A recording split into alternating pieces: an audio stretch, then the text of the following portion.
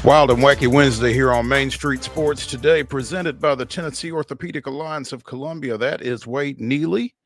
I'm Maurice Patton. We are both coming to you from our homes on this Wednesday afternoon, and we will be here for the next couple of hours talking local, regional, and national sports topics, and excited to do so. Wade, happy hump day. You're on mute, Wade. I hate when that happens. Yeah, right. Muted. Producer Mark already taking away points from me here, as it were. But yeah, good to be with you. Good to be with everybody. A gorgeous Wednesday, smack dab in the middle of the week, smack dab in the middle of March Madness, day before the opening day of MLB, official opening day, I guess, of MLB action. And man, yeah, good vibes all around on this Wednesday. Absolutely. We will have games tomorrow on North American soil that actually count in the 162 game schedule. So yeah, looking forward to that. Looking forward to this. We got a lot of baseball to talk about, a lot of basketball to talk about for obvious reasons as well. In our second hour, we will talk a little NASCAR with Heather Williams, as we typically do on Wednesday, our NASCAR analyst from WCYB-TV up in Johnson City. In the next segment, we will talk some hoops with Joe Sullivan of Main Street Media. He's back from the First Four in Dayton, and I'm sure he's got plenty of thoughts regarding the opening weekend of the NCAA tournament. Looking forward to hearing those from him. Again, a lot of baseball. Everybody gets going tomorrow. Some college baseball to get into as well, and some football, both at the professional and the collegiate level, to discuss as well. So we will be all over the board today, keeping it fun and exciting. And in the final segment, speaking of fun, it is Wild and Wacky Wednesday. Wade and I will bring you the weirdest, wildest, and wackiest news from across the globe and South Carolina. Yeah. Stick around for that. It's going to be a fun segment to close out the show, but we've got plenty between now and then as well. So I guess let's go ahead and jump into it, Wade, with yesterday's results and today's schedule on the Rundown. This is the Rundown. Strap in, boys and girls. Time for the Wednesday Rundown, and we kick it off with Tuesday baseball results. We start with Lewis County, who defeated Battle Creek last night 7-5. Beach taking care of Mount Juliet 5-0. It was Centennial 18, Franklin 4. Clarksville picking up a 12-2 win versus Kirkwood. Columbia Academy defeating George W. Long 1-0. Pitchers duel there. Community with a 10-0 win versus Mount Pleasant. It was Cookeville 8, Lebanon 7. Creekwood all over Fairview 17-0. Culleoka picks up a one-run victory 5-4 versus Cornersville. Dothan out of Alabama defeating Goodlettsville 4-2. Middle Tennessee Monarchs with a 5-3 win versus Franklin Road Christian. It was Clarksville Academy 14, Good Pasture 0.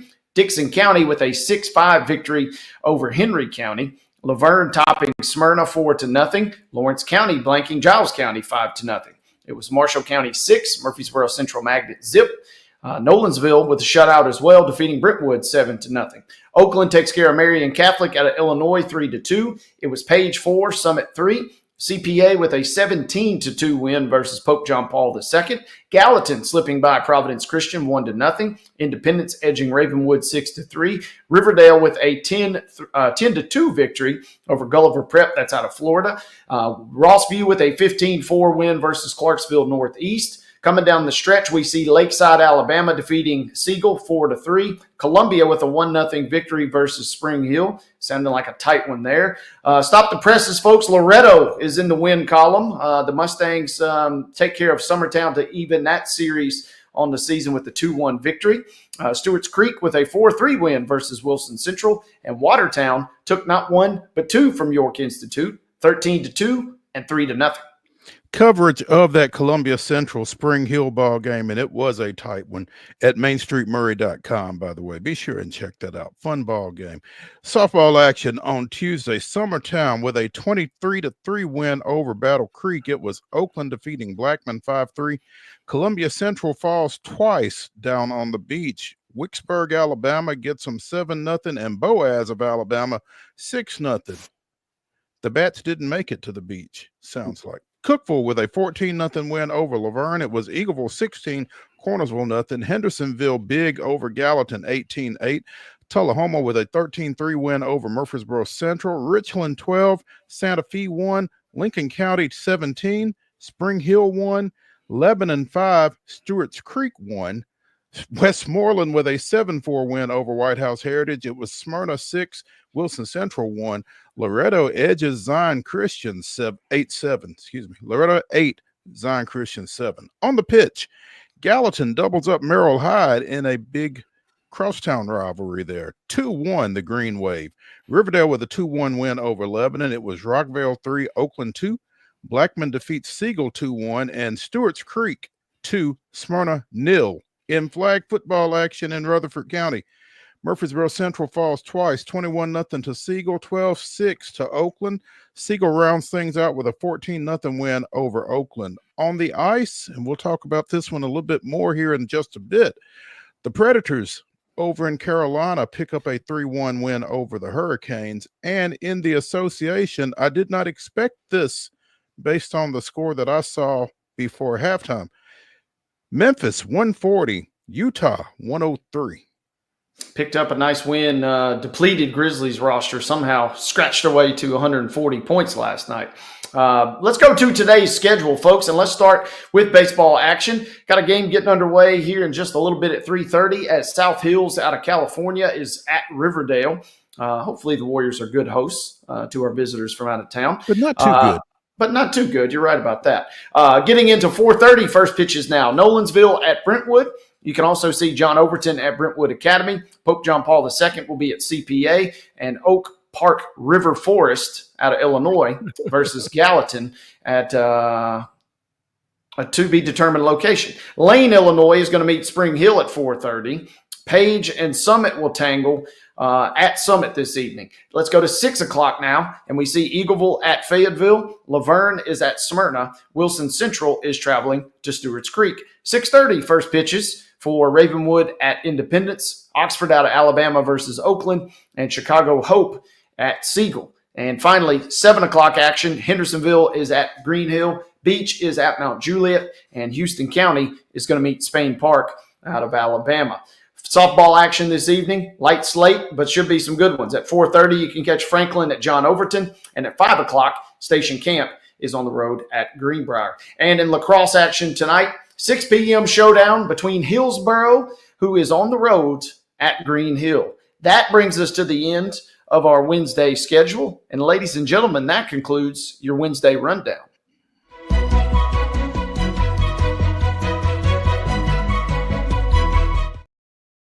We've got our top story, but first I need to make a mention regarding the schedule, because that Hillsboro at Green Hill is going to confuse a lot of folks who continue to say Green Hills, which is where Hillsboro is located. Yeah, got it. Anyway, our top story brought to you as always by the fine folks over at Piggly Wiggly in Neely's Mill in Columbia. Be sure and check out their delicious daily deli lunch options available from 11 a.m. until 6 p.m. Also, their hand-cut meats, and everything is cost plus 10% at the cash register.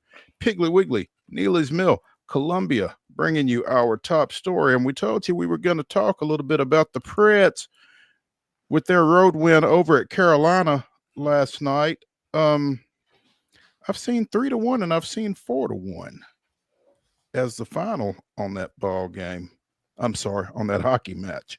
But 3-1 final. 3-1. That's what I thought. Big got win, one in each period.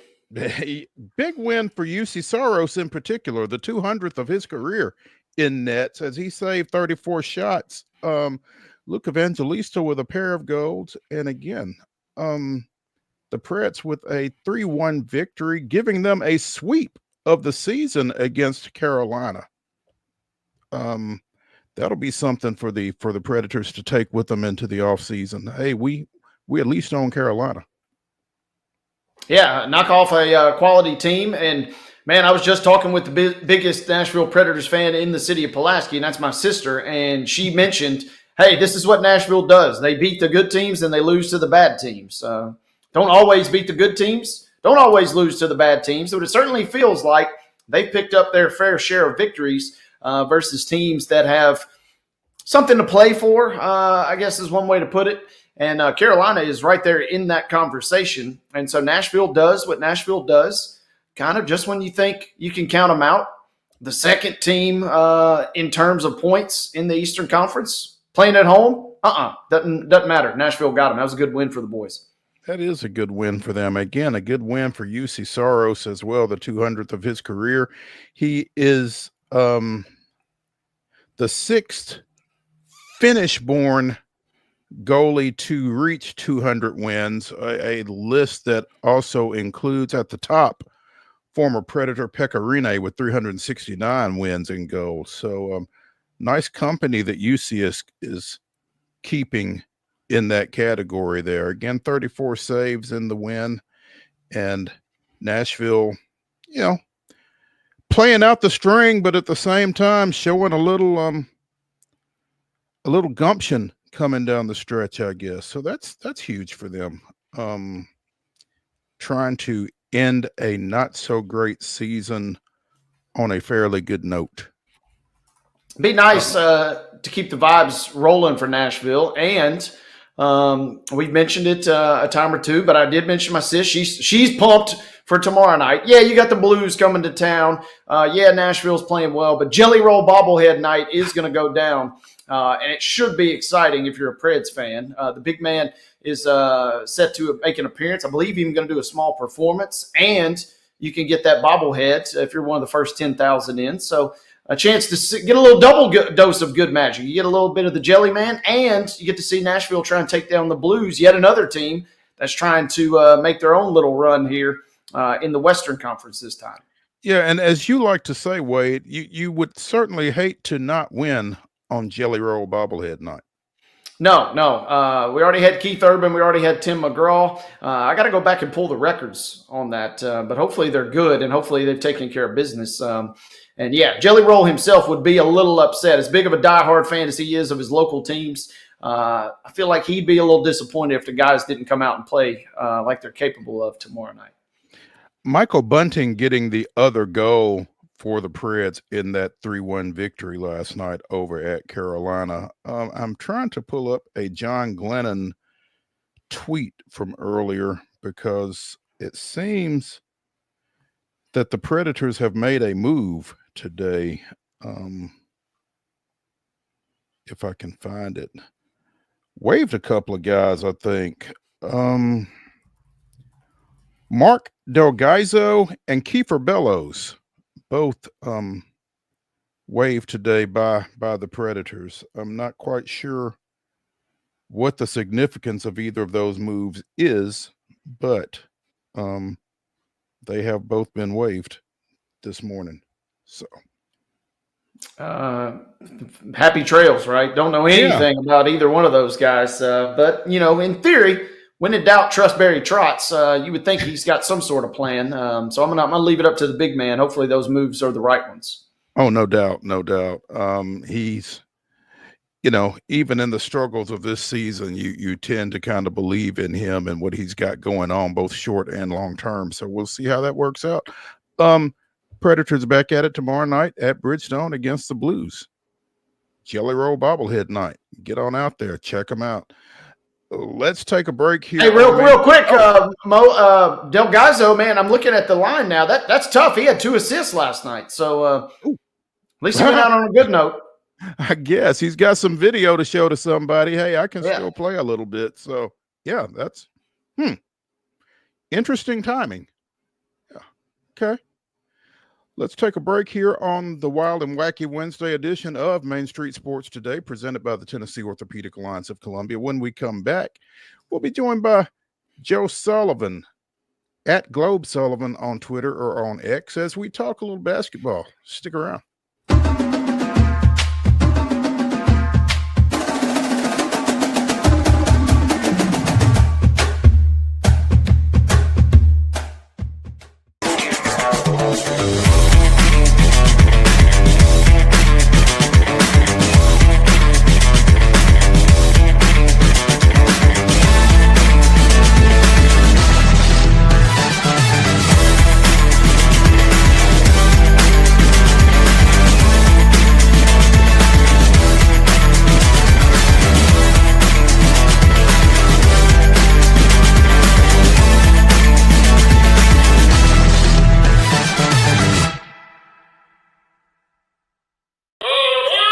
Step into the Lionel retail store at Opry Mills, Nashville, and you'll be captivated by all the magic of the 123-year history of Lionel trains.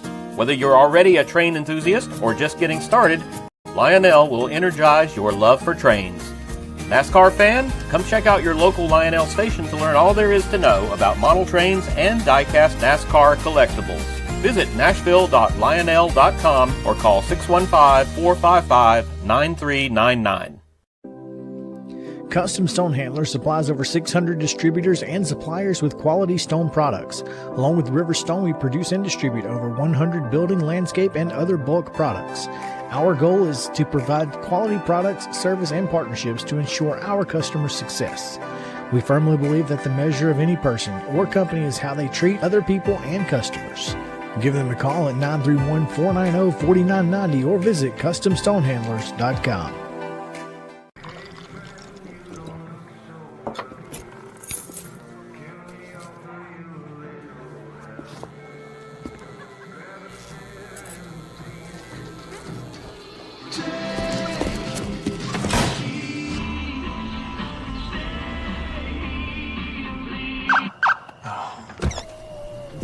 You're seeing the signs too, right?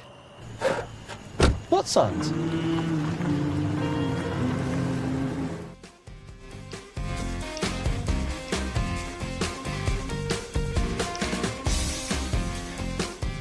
Wild and Wacky Wednesday continues here on Main Street Sports Today, presented by the Tennessee Orthopedic Alliance of Columbia. That's Wade Neely. I'm Maurice Patton. Pleased to have joining us now Joe Sullivan of Main Street Media as we talk a little basketball, collegiate basketball specifically. What you got there, Joe? Checking the transfer portal. See if I have any breaking news for you. Where's Frankie Collins going? I heard he's interested in Vanderbilt, the former Michigan guard who's been to like 5 different schools already. Yeah, he's I think at Arizona State most recently. I think there's a lot of people interested in him. There's going to be a lot of demand for him. So I guess Vanderbilt's certainly a possibility. We know how well Mark Byington did last year, but I don't have any good information for you on that.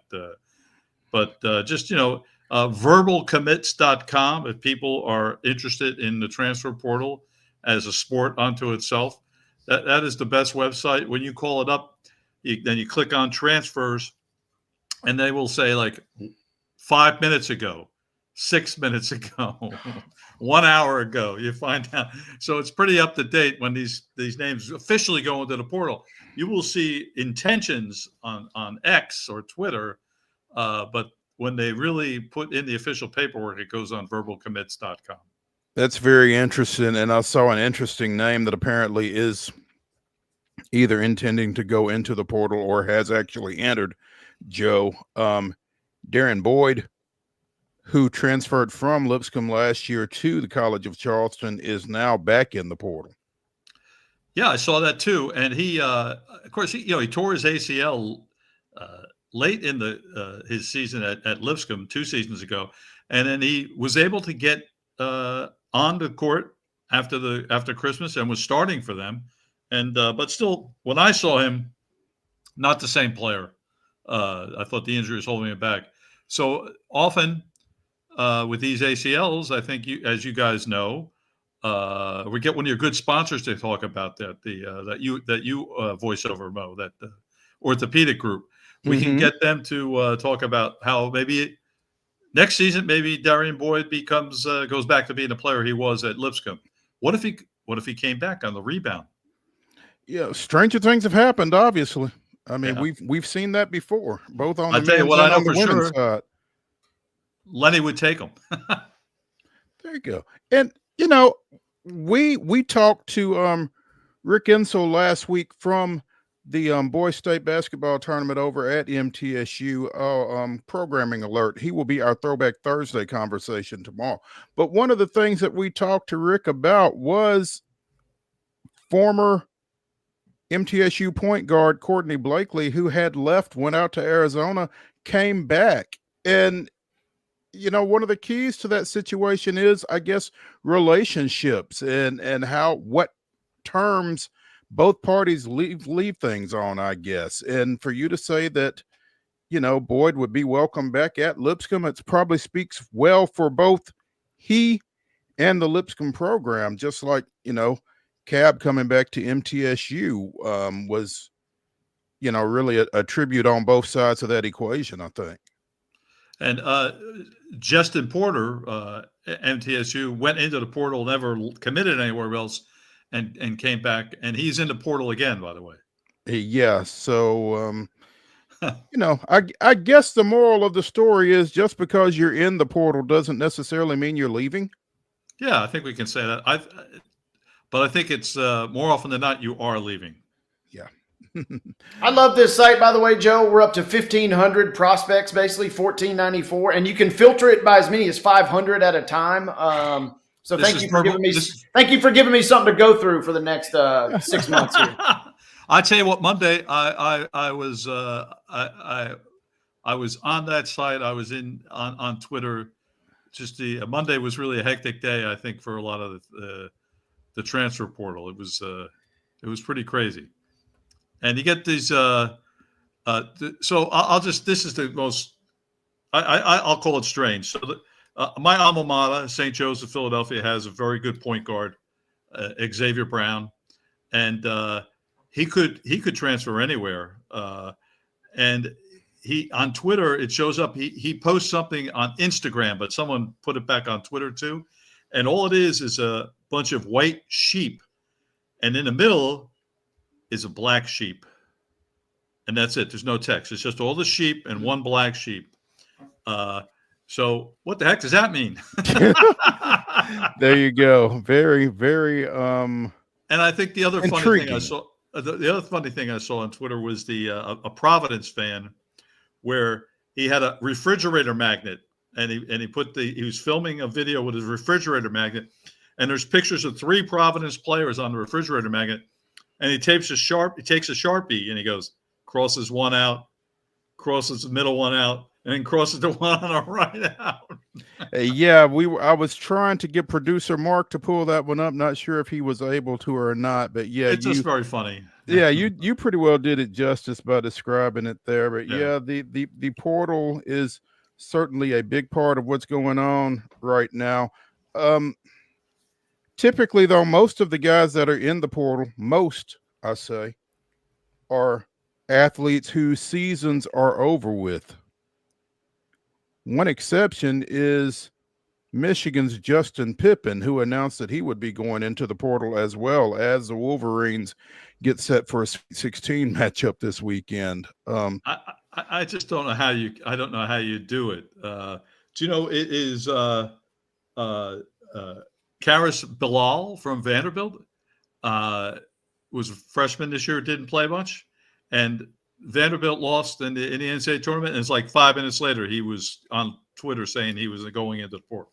So at least he waited for his team to lose, but he sure is leaving, I'd say.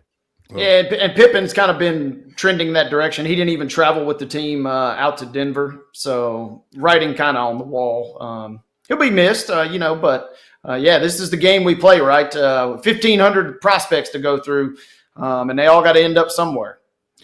That's crazy, and I think I saw something yesterday that there were 291 in the portal after the first day last year, and you were like 400% ahead of that this time around. I mean, everybody's looking to make a move. It's kind of crazy, but that's where we're at.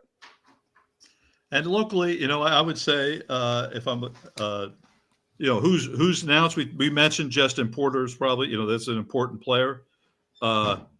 Isaiah Walker from Belmont is in the portal. He averaged 10 points for Belmont last year. He's a good player. He's an important player. But I question where he's going to end up. I think he fits at Belmont, and I don't know if he'll necessarily fit other places. Tennessee State had 3 players in. Brandon Weston, their leading scorer, who tore his ACL at the end of the season. He's in the portal. Josh Ogundele's in the portal. I could have sworn he was out of eligibility, but he's in the portal. And Newt Wood. And then I think that those are the important ones locally. But a couple of interesting ones to me, if I may bring them up, Mo, is Jalen Jones. Remember him? East Nashville's own. Transferred from Tennessee State to Oakland last year, back in the portal, I noticed. So I haven't been in touch with Penny to see if he'd welcome him back. I bet he would. And then, of course, probably the most important portal news is the Wright brothers. All right and always right. You know these guys? So Are they flying somewhere, Joe? Allwright was the freshman of the year at the Missouri Valley for Valpo this year. He's a good player. He will land somewhere. And his brother always plays at Rhode Island. He was sat out this year, but he's transferring out of Rhode Island. So can we get the Wright brothers? Maybe should they transfer to Dayton? I would gotta end up in Dayton. Come on now. Yeah, either Dayton or somewhere in Carolina, right? I mean, please tell me those are nicknames, though. No, those are actually their given names. I think they have other first names, but they go by their middle names. So I think with Allwright, it's like Miguel. I believe I'm remembering this right. Miguel Allwright, and he goes by Allwright, and his brothers goes by Always. So it is. Commit to the bit, I guess, right? That's wild. Ogundele transferred from Iowa to MTSU to TSU. And he played in 8 games as a freshman at Iowa. So I guess that he gets another year now under these I new guess that keeps you under the threshold for a redshirt season, because he played in 19 as a sophomore, 11 as a junior at Iowa, then transferred to Middle for the 23-24 season. And as you said, obviously was at TSU this past year. So, yeah, I guess he's still got one more season. And, when you're 7 foot 275, you got a shot. And he's got some skills. There's no question. He's British. He's English. Excuse me. He's from London, and he has some skills. Left-handed, but stamina is a problem, because that 275 really should be like, if you got down to 230 or even 250, it would be a lot better. He could play it longer. He could stay in the game longer. He has to come out for stamina reasons. He's had some moments this year, so he's got talent. And I think so the coaches get an infatuation with him because they see a big guy with good feet and good hands, and but stamina is definitely a problem for him. I'm kind of intrigued by Jalen Jones being back in the portal, though, Joe. Like you said, I mean, he would be a nice piece if Penny could get him back in the Gentry Center over there. So talented, flashes of brilliance in his freshman year at TSU, I thought, and went to Oakland, came off the bench, and very much like his freshman year, had some moments up there. Not that I followed it that closely, but I did every once in a while check in, but not a complete season where he was a starter in the backcourt like we would normally expect for someone with all his talent. Yeah. Joe, what did you see the first long week of the NCAA tournament? What are you expecting this coming weekend? So I must admit, I was kind of disappointed in the tournament. The games were not as exciting as they normally would be, and the lack of upsets I thought took away from the normal excitement also. And so I think not one of the great opening weekends of NCAA tournament in my memory. That being said, we have some really good Sweet 16 matchups ahead of us. I guess with us, we should talk about Kentucky and Tennessee first and foremost. That is going to be the third time they're playing. Kentucky won the first 2. Isn't that interesting? That as well as Tennessee has played this season, that they couldn't beat Kentucky at all. And here's the difference too. Lamont Butler, Kentucky's point guard, and a very key player for them on the defensive end. They're not a great defensive team. He is a great defensive player. Lamont Butler's going to be playing. He's playing with a bad shoulder, but I think Tennessee is, going to have a real challenge on their hands with a Kentucky team that's beaten them twice, and now they have their very best defensive player back in Lamont Butler. Yeah, we talked to Ben McKee of Go Vols 24/7 yesterday, and clearly this is a huge game for Tennessee, both in terms of NCAA tournament viability and in this rivalry. So a lot on the line for UT in this one, and as you said, for them to not beat Kentucky with Butler sidelined earlier this year kind of doesn't necessarily bode greatly for them. But again, the old cliche of tough to beat a good team 3 times, is in play here now. Yeah, sure, of course it is. Yeah, it's note that. I think Tennessee would be tough to beat on any time, but nevertheless, the first, second, or third. I will say this: looking back on the first weekend, now we're left with only 4 conferences represented in the Sweet 16, which is again disappointing. I think it's a combination of factors here. It is the sort of realignment that has produced these massive conferences. So right. There's fewer conferences. The Pac-12 no longer exists. And mid-major conferences like the Atlantic 10 and the Missouri Valley are not getting multiple bids. I got a few numbers here that I found were very interesting. So the last time, so the fewest before this year was 7 conferences represented in Sweet 16. And that was in, the most recent time was 2019. But someone pointed out, and I got to find it here. In 2007, the Sweet 16 had no team lower than the 7 seed. This year we have Arkansas as a 10. Otherwise, they're all higher. But catch this: in 2007, Southern Illinois was a 4 seed. Now I ask you, in what universe could that ever happen again? The way things are now, with the reliance on the net rating and the committee's attitude toward leagues like the Missouri Valley, a 4 seed, Southern Illinois. I saw that. That was kind of mind blowing that Southern Illinois got a 4 seed that recently. Yes, and so, but it will never happen again. And always remember, it's George Mason when they made the Final Four. Same year, 2007. I'm not sure, maybe a little earlier. George Mason, no, it couldn't have been that year. But George Mason when they made the Final Four, coming from the Colonial, was an at-large bid. That was not. They did not win the Colonial tournament that year. Will never happen again. So these things are part of my feeling a little ambivalent about the NCAA tournament going forward. Well, you're not the only one that has raised that concern about the lack of upsets and that kind of thing, and it, the tournament being so chalky this time around and kind of lacking a little luster as a result of that. But Wade likes to say, while we like to see the upsets early, we don't necessarily want to see a Final Four with, San Diego State and Florida Atlantic either. So speak for yourself, Wade. Yeah, I'm okay watching. I don't have any desire to watch Drake get pummeled in the Final Four by Auburn, whoever it may be. By the way, shout out to former Brentwood Academy Josh Bone standout that goes to the UT. He was on that SIU team back then.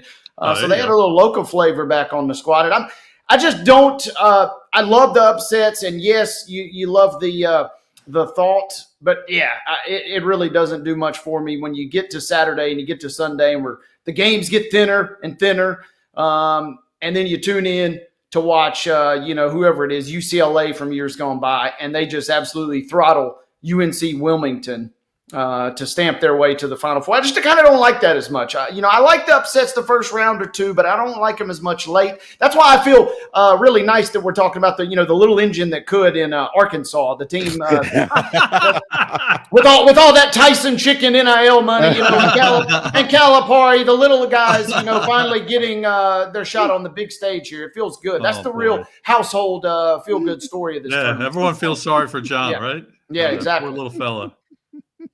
It is, of course, and they have a decent matchup against Texas A&M. They could win another one without a doubt. It's not like they're playing, a number Auburn or Duke. They can win in advance here. And then, of course, I think Florida, Maryland. That we're talking about these great matchups. There are some great matchups here. Florida, Maryland shapes up as a great matchup. Hey, while we're talking about Maryland, I guess I need both the opinions. If you saw it.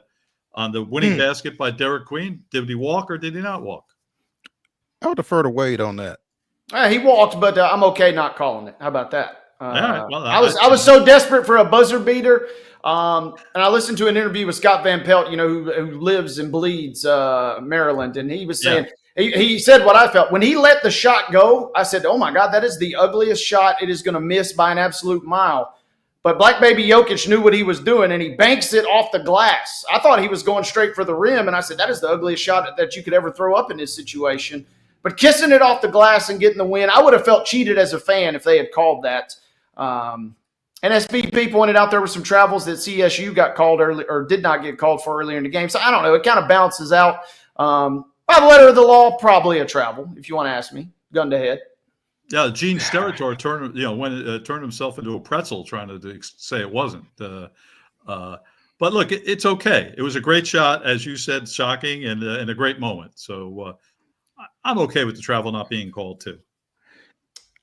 I'm going to take issue with both of you here because if it was a travel, but you're okay with it not being called, I don't necessarily. I mean, I get it, but I don't get it. I mean, as an official, it should be see call, make call. And whether it's, 5 minutes left in the ball game or 2.8 seconds left in the ball game. I mean, if you see an infraction, you got to call it. I feel like I'm not clear on whether or not it is a walk, but if it is, I think you got to call it.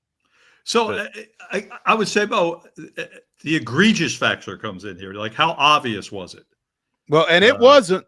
It right. wasn't So like it wasn't obvious. But if it had been, the fact we're having a conversation about it means that it wasn't egregious. So and real quick and similar at the end of that MTSU Belmont game, there was the most egregious foul by the Blue Raiders you've ever seen versus Chattanooga. In the NIT. They don't blow the whistle, and I'm totally fine with that. Hey, let them play kind of toward the end.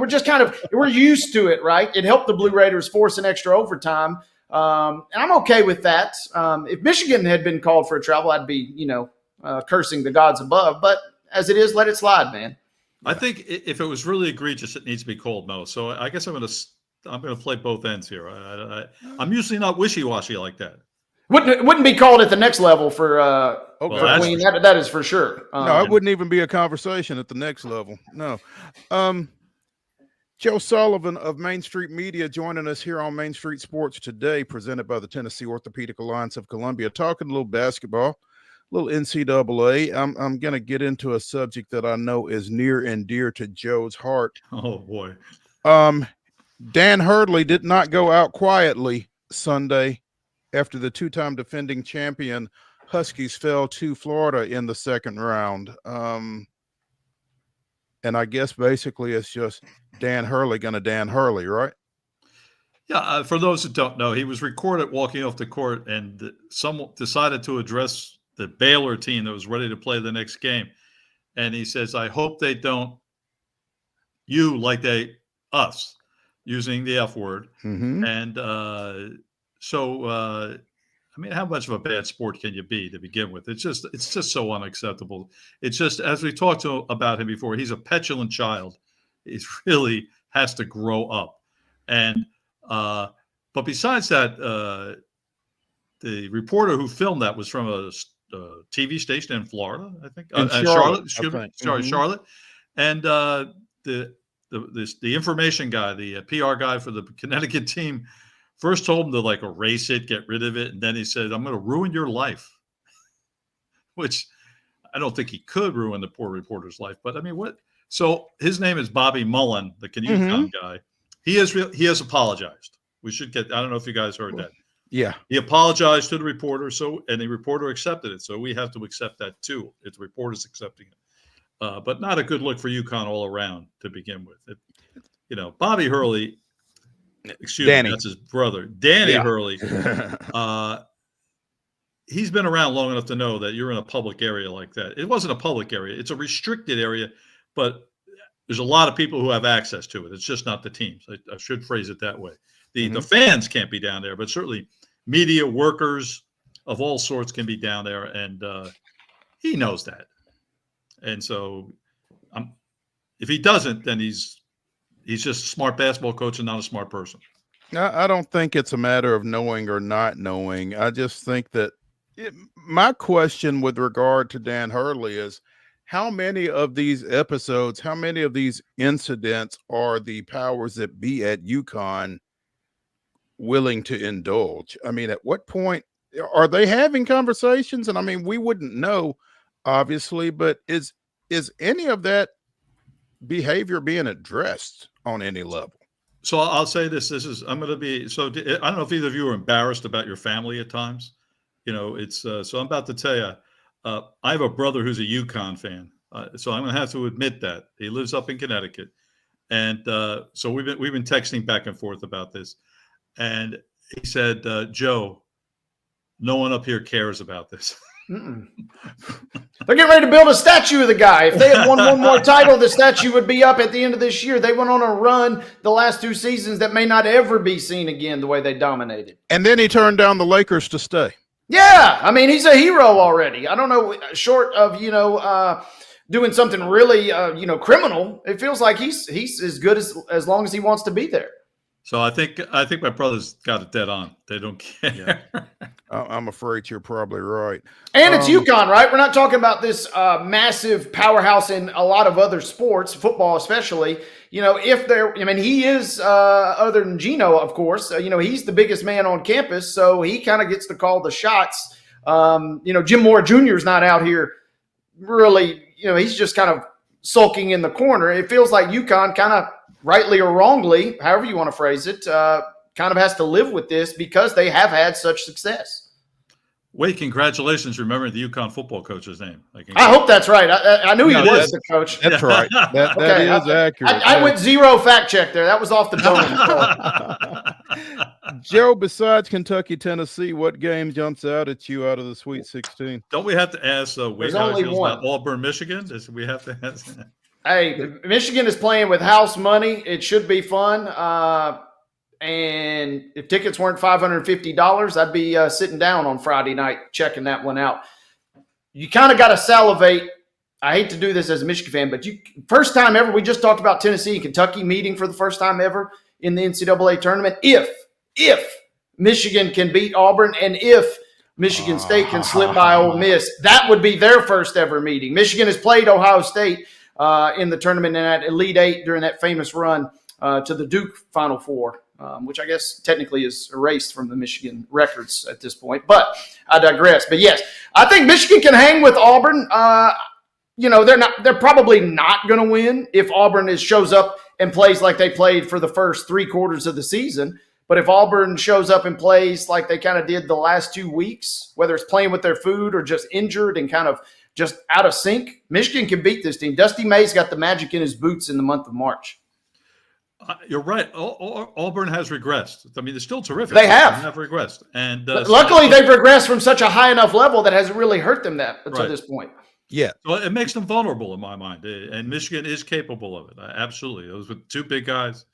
It's they're dangerous in this game. So it's a fascinating matchup. It's the other really good one to look at is the sort of Talladega Speedway matchup between BYU and Alabama. Yeah. Over under is approximately $1 billion in this game. It is going to be so much fun to watch. I'm looking forward to it. This is after Alabama played St. Mary's, and Alabama scored 80. It's the first time this year St. Mary's gave up 80 points. They had never given up 80 this season. And as we know, Alabama averages into the 90s. So St. Mary's is able to slow things down well enough, but they couldn't hit a shot. They just shot terribly, or it might have been a different game. But this one, I agree with you. I'm very excited about some fast break, fast-paced basketball. Very interesting. The real over-under is 175.5. The other games on Thursday night, 157, 153, and Arkansas, Texas Tech, 148. So, I mean, this is shaping up to be a track meet. I think it's going to be – I hate that it's the very first game on Thursday night. I wish it was the last game because it feels like it's going to be a dandy. So it's now you're going to go into your FanDuel account and bet under, right? Is that what you're I mean, that's probably what I'll do. I mean, that's a lot of points at the end of the day, but that one is going to be captivating to me. I think that's part of the appeal. If VCU had won a couple of games, VCU and Alabama doesn't quite kind of have that juice that BYU, the way they're playing right now, does. Or obviously, if Robert Morris had knocked off Alabama. Mo, we've lost somebody. We have lost somebody, and that's unfortunate. But I did want to ask you. I don't know if you've had a chance to talk to Casey Alexander in the last few days, but when he looks up and sees Malik Dia and Ole Miss in the Sweet 16, and he looks up and he sees Mr. Gillespie and Maryland in the Sweet 16. I mean, just how tough is that for him? Not to mention Will Richard of Florida. Oh, that's right. I forgot about him. Yeah, so. It's the Belmont. There's three former Belmont players in the Sweet 16.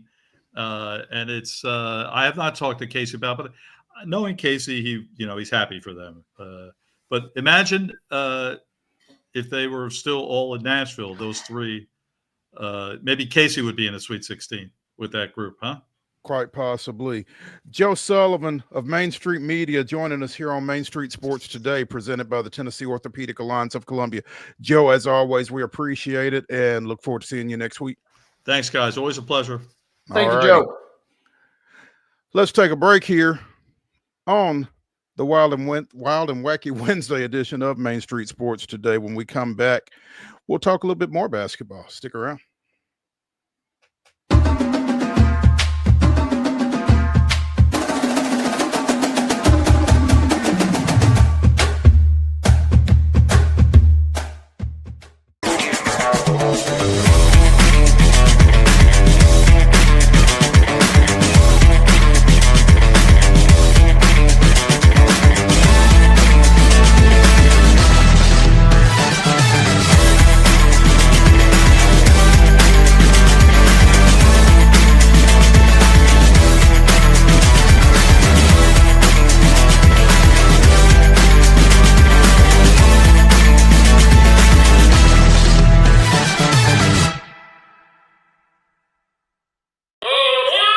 Step into the Lionel retail store at Opry Mills, Nashville, and you'll be captivated by all the magic of the 123-year history of Lionel trains. Whether you're already a train enthusiast or just getting started, Lionel will energize your love for trains. NASCAR fan? Come check out your local Lionel station to learn all there is to know about model trains and die-cast NASCAR collectibles. Visit nashville.lionel.com or call 615-455-9399. Custom Stone Handler supplies over 600 distributors and suppliers with quality stone products. Along with River Stone, we produce and distribute over 100 building, landscape, and other bulk products. Our goal is to provide quality products, service, and partnerships to ensure our customers' success. We firmly believe that the measure of any person or company is how they treat other people and customers. Give them a call at 931-490-4990 or visit CustomStonehandlers.com.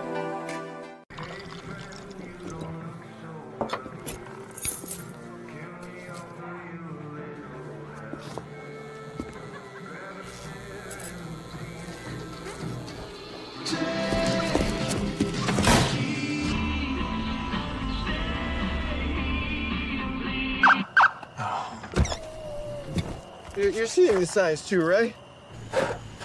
What signs?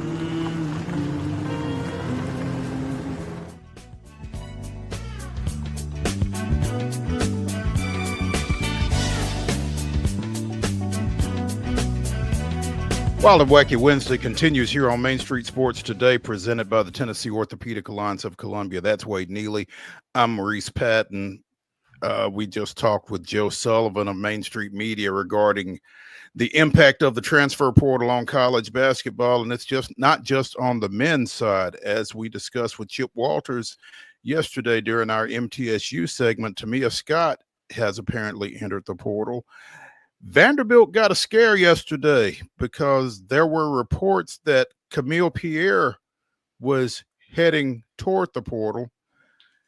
Friend of the show, Elena Morris, has reported that either that was inaccurate or Pierre has come to a change of heart and will be remaining on West End. And I'm sure that's great news for Shay Ralph and everybody else in black and gold, because she and Michaela Blakes, who was named Tamika Catchings freshman of the year this year, by the way, congratulations to her. That is a core group right there that you certainly want to try to keep in place as long as possible. No doubt. And even if that's the case this season, it's going to be a continuous battle for the next few seasons, right? You're going to have to recruit those two more than you're going to have to recruit to the rest of your team, it feels like, because that's the type of talent that we're talking about. And so if Pierre does opt to remain on West End, that is it feels like a massive recruiting victory in and of its own right in this day and age, and considering where Vanderbilt is and wants to get to as a program. That is a big, big piece of news for them. It's huge, man. And, to your point, it's tough that's where the game is, that you're going to have to go through that every year. You got to re-recruit your kids, and you got to recruit other kids as well. But again, that's just where we are. Pierre. Hey, real quick, I listened to that same Scott Van Pelt interview this morning. He was talking about no other sport. Think about that. No other sport is there free agency where literally you can leave year after year. I mean, at least in the professional levels, you're under contract for a year or two at the most. This is like free agency every single year, and we see teams, some good, some bad, reload or have to rebuild. And Vanderbilt is hopefully hanging on to those two. Pierre, 20.4 points, 9.6 rebounds for the mathematically challenged. That's almost a double-double. And almost 3 steals, shot 49.8% from the floor this past year as a sophomore. 17 double-doubles, 13th in Division I this year. So she certainly would have had some value if she had gone into the portal, and she certainly has some value here in Nashville again. So congrats to Coach Ralph for being able to keep her in the fold. While she is in the fold, some coaches have left. You're going to have some Patino on Patino crime in the Big East, as Richard Patino is leaving New Mexico, heading to Xavier, and will face off against Dad Rick over at St. John's in conference play next year. Storylines abound, right? I mean, Fox and FS1 are just salivating. I mean, you can go ahead and book must-see TV for that matchup, guaranteed. And, after a lengthy stint at Minnesota and getting them, to a couple tournaments, kind of felt like he had played out the string there, had kind of really turned things around. We saw New Mexico win a game this year. Feels like a good fit. I mean, with all due respect to Minnesota, with all due respect to New Mexico, we got to have a Patino in the Big East, right? I mean, this guy's destined for that.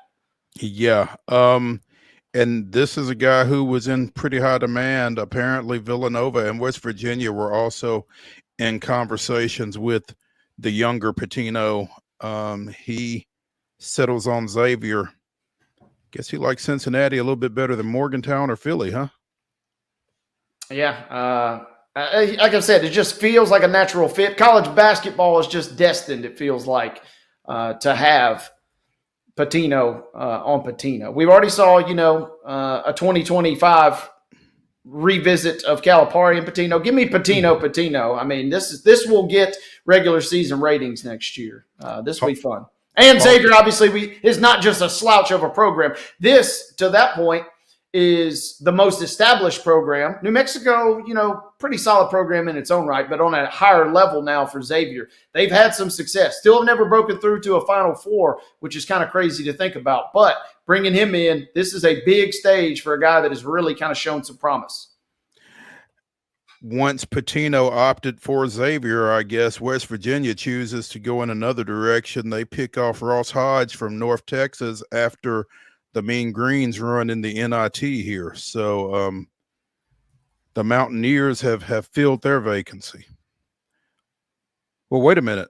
North Texas's run is still ongoing. My bad. They won at Oklahoma State last night and have advanced to the NIT semifinals. I misread that. And more on that game at Oklahoma State in just a second. But yeah, once he's done at North Texas, he'll be heading to West Virginia, apparently. West Virginia, props for them. Man, what a tumultuous week it was last week. You go from immediately getting bounced and not even making the tournament when a lot of folks thought you should have been in, if not everybody thought you should have been in. Then you lose your coach and bouncing back in short order. And you wonder, we talked about it a lot, right? But the portal and the NIL dictate kind of the speed of this. And so if you're not kind of thinking 2 steps ahead, if you get caught truly flat-footed, man, it can really set you back. So whether or not this move really is the home run hire that you're looking for, that jury is kind of out at this point. But the fact is you got somebody in with a decent pedigree now, and now you can kind of continue that trajectory that you were at least on. Yeah, sometimes you just got to play small ball, and this would be one of those cases, I would imagine. I'm sure West Virginia would like to have kind of swung for the fences a little bit more in this situation, but you got to get somebody given the timing involved with this whole situation at this point. Meanwhile, Ross Hodge is just looking for a situation where he doesn't get bounced out of his home gym over a faculty lunch, which is what happened. The Super Pit, where North Texas plays its home games, was unavailable for last night's game against Oklahoma State. North Texas was supposed to host that game, but a faculty lunch and a dance competition were booked into that facility, and so they go to Stillwater. Again, pull off the victory, 61-59, but, being told, no, sorry, we can't host a game because we've got a faculty lunch and a dance competition going on here. It's kind of tough. And I've worked at some schools where that type of stuff happens on the regular. That ain't supposed to happen at the Division I level. It's tough. It does remind me. I want to say it was Kenny Chesney all those years ago, Kentucky, who was not happy about being in the NIT, but they had to be in the NIT, and they had to play their game in their auxiliary gym because Kenny Chesney had already been booked years and years ago. But that is not exactly the situation we're dealing with here, man. That's tough right there. Quite the pricey meal, you might say. Yeah, to say the least. Couple of women's basketball coaching hires that bear discussing. One, I did not realize Mike Neighbors had resigned at Arkansas until I saw that Kelsey Musick, formerly of Oral Roberts, had been named the new coach of the Razorbacks. 5 years, 600,000 per. Oral Roberts lost in the opening round of the WBIT, finished up 24-9. But apparently she's kind of a Kim Caldwell type.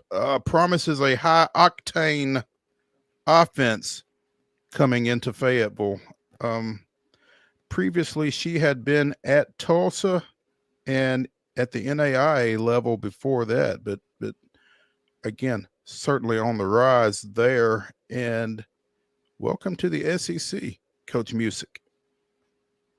Yeah, buckle up. That league, like I said, the league that eats its young, right? And Godspeed. Yeah. Meanwhile, another SEC hiring, interesting hiring, Larry Vickers, who had led Norfolk State to 3 consecutive NCAA tournament appearances coming out of the MEAC, is the new coach down there. Auburn had not had a whole lot of success here of late. 12-18 this past season, and they decided to make a move. And I'm intrigued by this. Again, 3-time MEAC champions. Obviously going to be a little different, but he's figured out a way to have ultra success in that league. 30-5 this past year. Yeah, and if you're Auburn, you may not necessarily be that fired up, but this is kind of where you need to look if you're Auburn. You need to kind of catch lightning in a bottle. They kind of can't call their shots, at least currently, in women's college basketball. They kind of call it lightning in a bottle with Pearl, obviously. Maybe they can do it again here with Coach Vickers. And, that's kind of just where they're at. We're not going to be talking about Auburn going in and getting the absolute best of the best right now. But if Coach Vickers can, maybe get a little traction, get a little mojo going, and then maybe we could be talking about that unless he sticks around for a while. Hopefully it works out. Yeah, 174-91 in 9 seasons at Norfolk State. Again, 30-5 this past year, including wins over Missouri and Auburn. So I guess his audition went pretty well anyway. Yeah, somebody jotted something down in the crowd that night and said, don't forget this guy. Yeah. Stick this in your pocket. Miami 112, Golden State 86 last night. Jimmy Butler, 11 points. Had a feeling it was going to be boom or bust. Obviously, you'll take the score, but we mentioned yesterday his over-under was listed at 21.5, and it felt like it was going to be, with considering where Miami is, considering the way Golden State's been playing, not necessarily surprised he didn't go nuclear last night. Yeah. I think you called it. I mean, I would not have expected him to come out and lay that type of an egg. And maybe it was partially because Stephen Curry was not available for the game. I'm not sure. But I just felt like he would want to go back. And I'm sure he would want to go back and play a little bit better than that, both he and the team, than, dropping a 26-point loss at Miami in his first trip back. So. And Miami, that's kind of really what all they've got kind of down the stretch. They're kind of toiling. Heard some projections today for the draft lottery, and a few of them had Miami, luck boxing their way into that number 1 pick. Feels inevitable, right? That Miami just continues to somehow continue a magical run. But they do got a great piece. Khalil Ware is probably going to be your rookie of the year this year. He had 14 and 10 last night. And then Bam goes for the 27. Yeah, I kind of just had a feeling that Jimmy was not a function of trying to do too much. He went 5 of 12 from the floor, but kind of just felt like it was going to go one of two ways. He was going for 40 or he was going to go for around 10 to 12, and he settles on 11. There we go. Miami had lost 10 of their last 11 coming into this. Trying to enter tank mode. Too little, too late. But like I said, don't be surprised if they somehow randomly get their ping pong ball pulled. It feels like that's the way that franchise goes. Wouldn't that be something? Let's take a break here to end hour number 1 of Wild and Wacky Wednesday on Main Street Sports Today. When we come back, we'll jump into the grab bag. Stick around.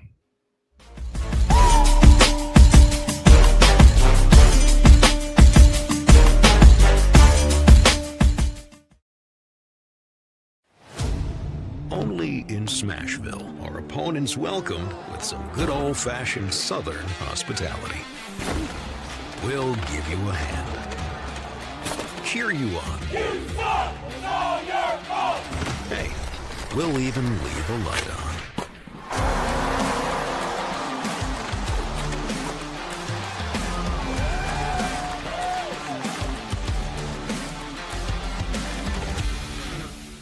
At Delta Dental of Tennessee, we know our success begins and ends with providing superior quality service, and that includes serving those who need it most. This year, we're celebrating 25 years of giving back to the community we call home. Delta Dental, along with our Smile 180 Foundation, supports Tennessee's dental colleges and oral health education, children's hospitals, free and reduced cost dental clinics, and other like-minded charities. Here's to the next 25 plus years of ensuring healthy smiles.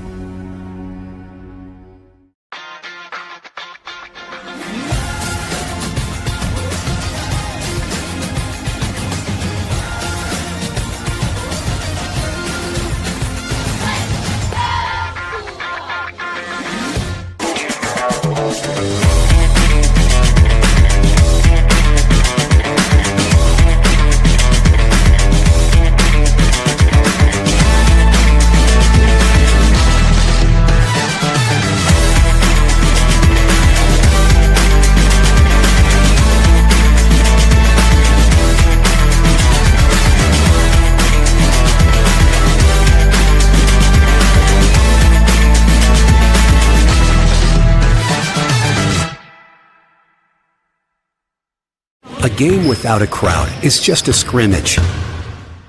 A performance without an audience is just a rehearsal. Without your presence, high school sports and the performing arts aren't possible. Ensure that these essential extracurricular activities continue to enrich the lives of students in Tennessee. Purchase a ticket to your local high school's game or performance. This message presented by the TSSAA.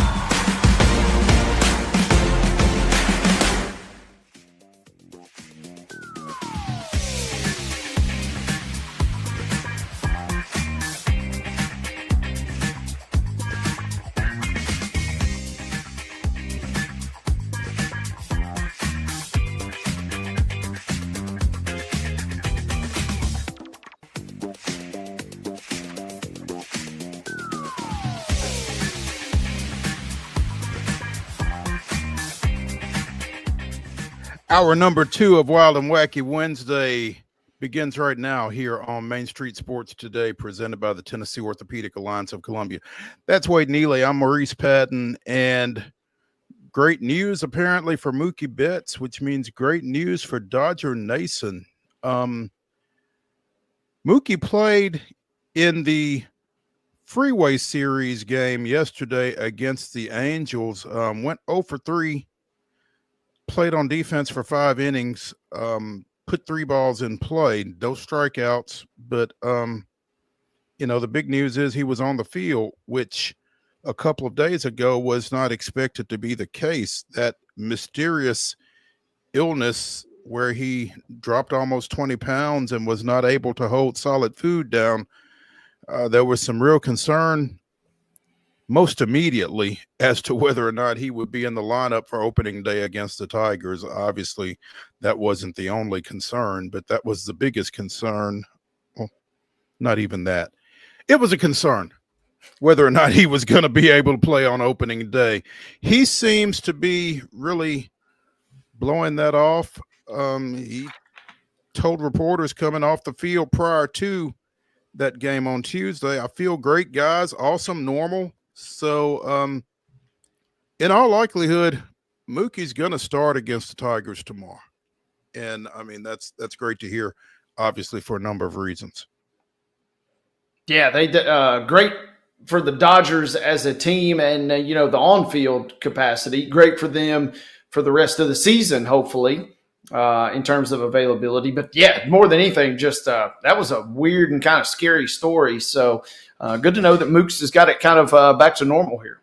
Yeah, we've managed the dehydration piece of it. He's holding food down the last couple of days, so all signs point toward turning a corner, said Dave Roberts. We feel good about where he's at for tonight. That was prior to yesterday's game. So, again, seems like things have improved dramatically for Mookie.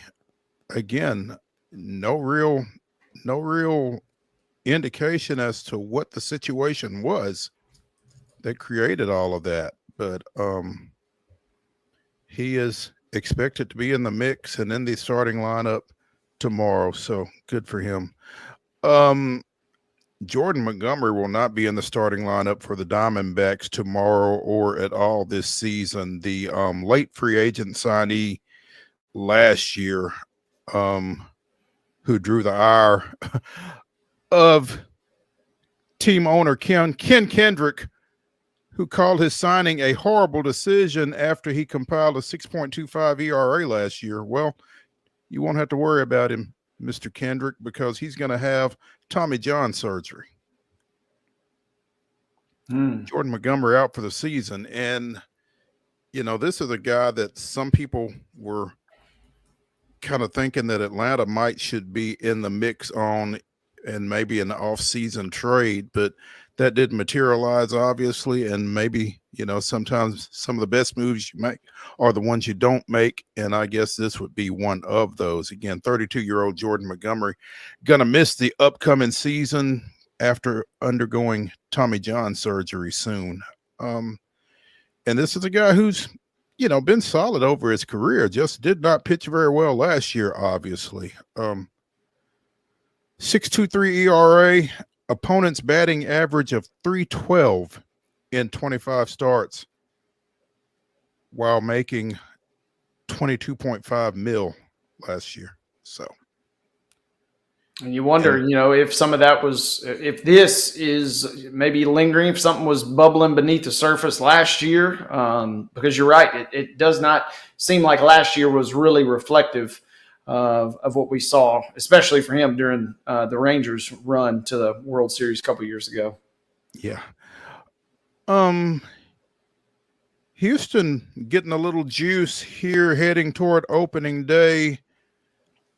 2024 draftee Cam Smith makes the opening day roster after a fantastic spring training, apparently. Came up through the organization. Well, came up. Again, he was drafted last year. He played 32 games in the minors for the Astros last year and was drafted as a third baseman, but is going to play right field because Joe Espada and Dana Brown feel like they need his stick in the starting lineup. So he's going to make that position change, and professional hitter apparently is his position. So former Florida State standout. He will be the quickest position player to make his major league debut. Well, the third quickest, I'm sorry. Only John Olerud and Pete Incaviglia got to the majors quicker since the draft began back in 1966, I think it was. Olerud played 6 minor league games with Toronto before coming up, and Pete Incaviglia, coming out of Oklahoma State, never played a minor league game before debuting for the Rangers. So big expectations for Mr. Smith. Yeah, it'd be interesting to see how he does. Houston's desperate for some pop in the lineup, and the only thing you wonder is, they got him in that trade with the Cubs for Kyle Tucker, and so you wonder if it's not like, we got this guy, we got this shiny new toy. Let's just go ahead and bring him up and see what we get. That's my only potential concern, is that maybe they're trying to, stick their nose out at the Cubs a little bit and say, we really kind of fleeced you guys. Other than that, though, yeah, everything seems exciting about this guy. He was on fire, kind of bounced rapidly, like you said. Even had some stints, a couple games at Double-A with the Smokies last year over in East Tennessee. But Houston is desperate for some pop in the lineup. Yeah, worst case you could do is send him back down to get some more seasoning. I feel like feels like he's going to be around for a while. Maybe this first little go around will stick. Yeah.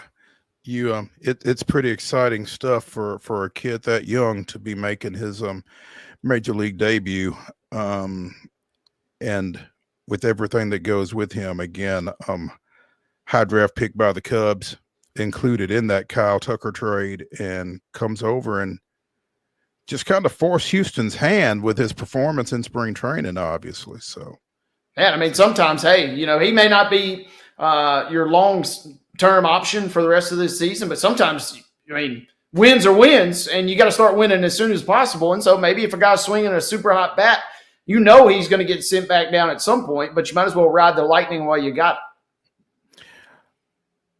Speaking of high risers, fast risers, Angels pitcher Ryan Johnson, formerly of Dallas Baptist,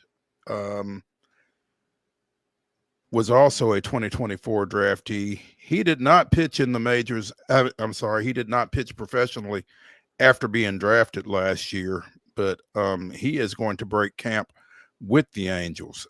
Looks like he's going to be in the bullpen for the Angels to start. 11 1/3 innings in spring training, 10 strikeouts with a 3.97 ERA. at DBU last year, he was 11-3 with a 2.21 ERA, 151 strikeouts, 14 walks.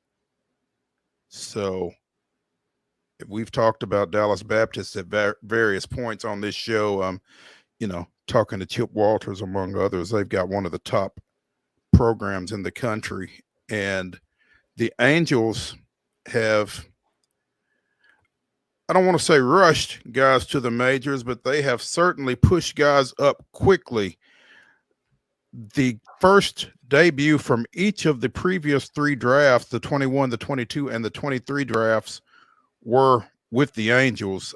Chase Silseth in 21, Jack Nito, who is their second baseman, and Nolan Shanuel in 23. So they've been pretty aggressive in getting their young guys, their young and talented guys, up pretty quickly and getting their clock started, I guess. So Mr. Johnson becomes the latest.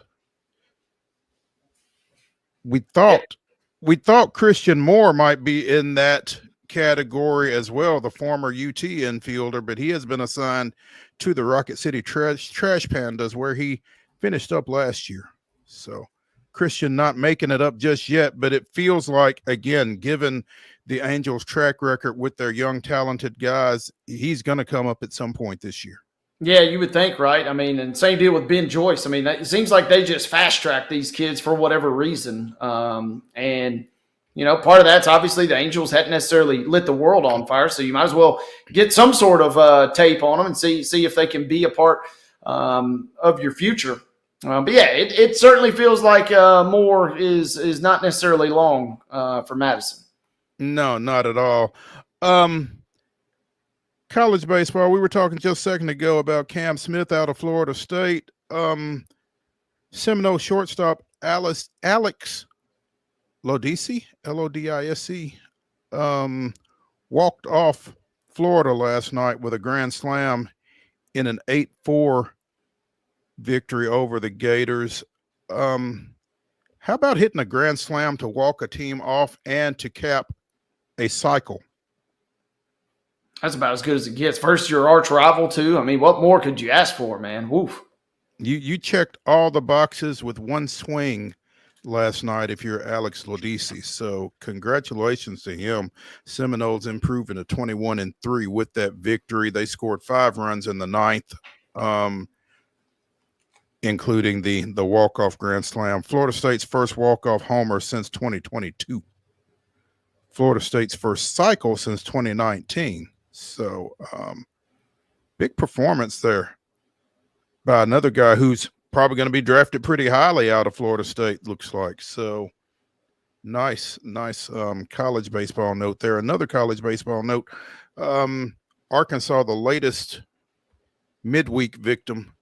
The number 2 Razorbacks fall to visiting Missouri State 14-13 last night. Missouri State scores 5 runs in the 9th to tie it, and then got another game-winning home run from Nick Rodriguez to win it. Again, Arkansas ranked number 2 in the country as of now. So maybe things weren't so bad for Tennessee when East Tennessee State got them last week. Yeah, anything can happen in the middle of the week, right? We see Florida kind of get stunned, and then obviously Arkansas, who is, if it's not Tennessee, it's probably Arkansas. I think a lot of folks pick to maybe make a deep run all the way to the final game or 2 in Omaha. So, it's midweek baseball. It kind of is what it is. Some of the games break your way, some they don't. You'll take a loss in the middle of the week if it means stacking dubs in SEC play, I think. You want to win them all, of course, but sometimes it just don't go that way. Yeah. Sometimes you got to lose a battle to win a war, man. Yeah. So when you're playing like 80 games, you're bound to lose at least 1 or 2. Yep. No matter who you're playing. We talked about Reggie Barlow, the new Tennessee State football coach, taking over for Eddie George, previously head coach of the DC Defenders of the UFL. Apparently, he will be bringing his defensive coordinator from DC with him. That defensive coordinator is former Tennessee Titans defensive coordinator, Greg Williams, 2 Gs. he will be here with us at Tennessee State. He was a defensive coordinator here in Nashville for the Tennessee Titans, and we play in that same stadium, and he's coming. That's a heck of a get. Williams's background notwithstanding, you'll probably remember that he was suspended for his role in Bountygate with the Saints back in the early 2010s. But been a head coach with Cleveland, been a defensive coordinator across the NFL, and again, just a solid get, you feel like, for Tennessee State as they try to step forward after losing Eddie George and a number of assistants to Bowling Green. Yeah, this got to excite you yet again if you're TSU. And man, talk about a difference a week makes. This time last week you were singing the blues and kind of moping, and now all of a sudden it feels kind of like spring. It feels like spring, and the grass is green again, and the leaves are turning green right before your very eyes here if you're the folks in Nashville at the moment. Yeah, I mean, he's been with the Bills, the Jets, in addition to the Titans and the Browns in the NFL. Bringing that kind of experience on board has got to be a plus. So this, I don't think you can overstate how great a hire that is. He apparently will join Barlow and the staff at Tennessee State once the UFL season is over with, which again leads me to wonder what's going to happen with DC Defender's interim coach, former offensive coordinator, former TSU quarterback Shannon Harris. So stay tuned for that as well. Let's take a break here on Main Street Sports Today, presented by the Tennessee Orthopedic Alliance of Columbia. When we return to Wild and Wacky Wednesday, we'll be joined by our NASCAR analyst, Heather Williams of WCYB-TV out of Johnson City. Stick around.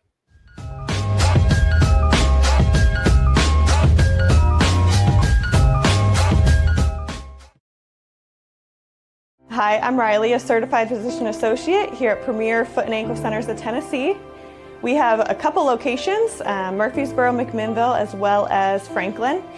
We treat people of all ages. We're excited to get you back on your feet and hope we can help you today.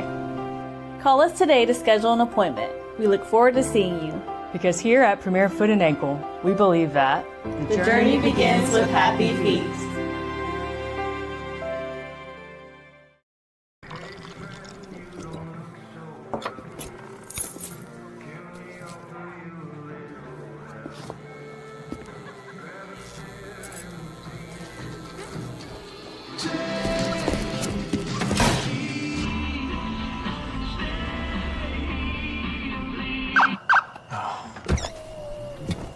You're seeing the signs too, right?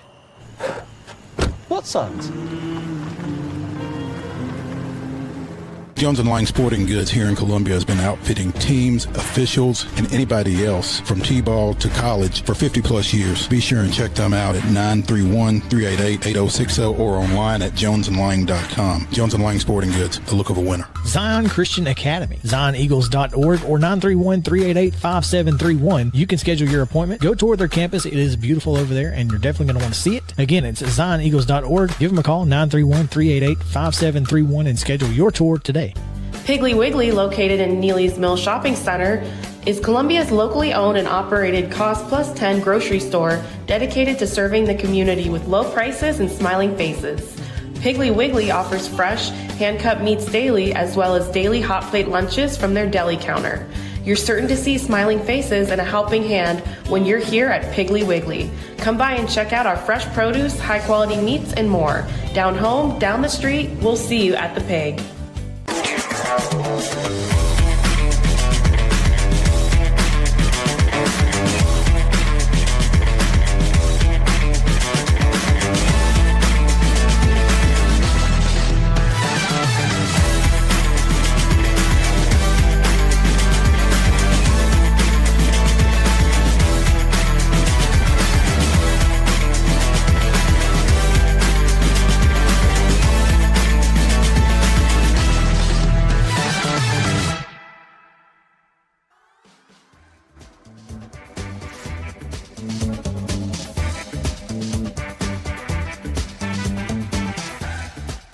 Wild and Wacky Wednesday continues here on Main Street Sports Today, presented by the Tennessee Orthopedic Alliance of Columbia. That's Wade Neely. I'm Maurice Patton, and we now have with us from WCYB-TV out of Johnson City, analyzing NASCAR for us, it's Heather Williams. And Heather, before we get into NASCAR, we talked to you briefly last week about ETSU going over to Lindsey Nelson Stadium and I don't know if stunning would be the right word, but defeating Tennessee 7-6 in 10 innings.